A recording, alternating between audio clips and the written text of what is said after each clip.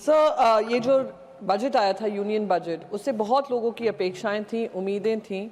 सबसे ज़्यादा जो अपेक्षा थी वो सीनियर सिटीजन्स की थी।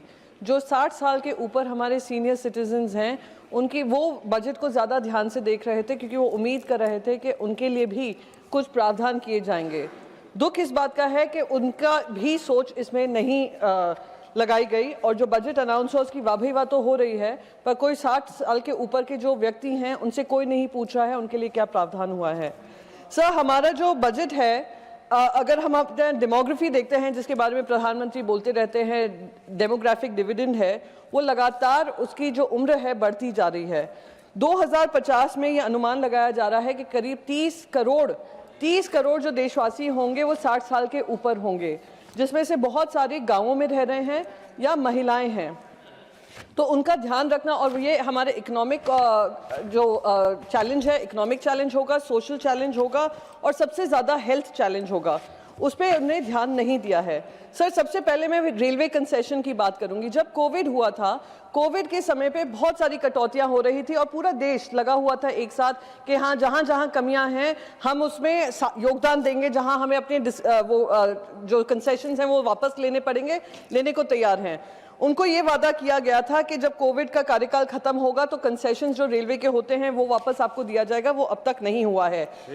रेलवेज ने 8,913 करोड़ कमाए हैं, पर उनका जो कंसेशन है जो 6 दशकों से चल रहा था वो उनसे खींच लिया गया है। सर, एल्डर केयर, कल राधा मोहन जी बता रहे थे सीनियर सिटीजन्स के बारे में, कैसे उनके जो बच्चे होते हैं रोजगार का माध्यम यहाँ पे नहीं मिलते हैं तो विदेशों में चले जाते हैं, और बुजुर्ग माँ बाप का ध्यान नहीं रखते हैं। सब रखने को तैयार है, पर साथ में दिक्कत यह है, वो सरकार से पूछें, जो 18% टैक्स लगता है एल्डर केयर पे, चाहे वो रेजिडेंशियल केयर फैसिलिटीज हो, होम केयर सर्विसेज हो, सपोर्ट सर्विसेज हो, वो उनके लिए मिडिल क्लास फैमिलीज के लिए अनअफोर्डेबल कर दिया है। सर, जो टैक्स स्ट्रक्चर है उस पर भी कोई ध्यान नहीं दिया गया है। अब जीएसटी तो एसेंशियल डिसेबिलिटी पे भी है, जो अडल्ट डायपर्स होते हैं, व्हीलचेयर होते हैं, जो उनकी वॉकिंग एड होते हैं और अदर असिस्टिंग डिवाइसेस होते हैं, उस पे तो 12 से 18% जीएसटी लगाया हुआ है। सर, हेल्थ केयर के डिडक्शंस मिलते हैं सेक्शन 80D और सेक्शन 80DDB।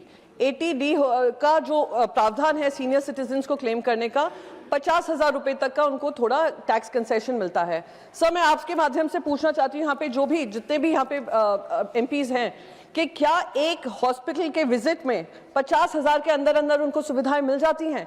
एक हॉस्पिटल विजिट करीब 2 से 3 लाख उनका खर्च हो जाता है। दुख इस बात का होता है कि जो इंश्योरेंस प्रीमियम्स भी इनके होते हैं 30 से 40,000 साल के होते हैं।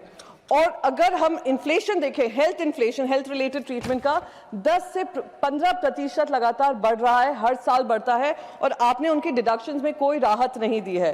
80DDB जो है वो क्रिटिकल इलनेसेस के लिए है, कैंसर हुआ, हार्ट अटैक हुआ, बाकी सारी मेंटल डिसेबिलिटीज होती हैं, जैसे जैसे उम्र बढ़ती है, उसका भी आपने कितना प्रावधान किया है? 1 लाख रुपए का।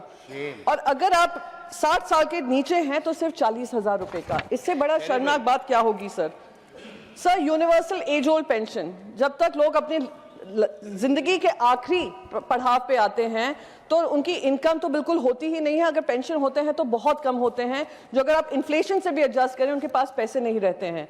जो पेंशन स्कीम बताई है कुछ सेक्टर्स में लगी है, जो 200 से 500 रुपए महीने का इन लोगों को देते हैं। 200-500 रुपए में आजकल क्या मिल जाता है जो वो पूरा महीना उस 200-500 रुपए में काटे?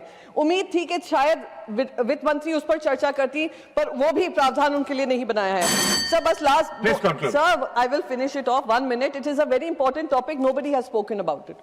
Sir, Ayushman Bharat universal health coverage है, पर जो 60 साल के ऊपर हैं उनके लिए ये लागू नहीं होता है, सिर्फ कुछ ही सेक्टर्स के लिए लागू होता है।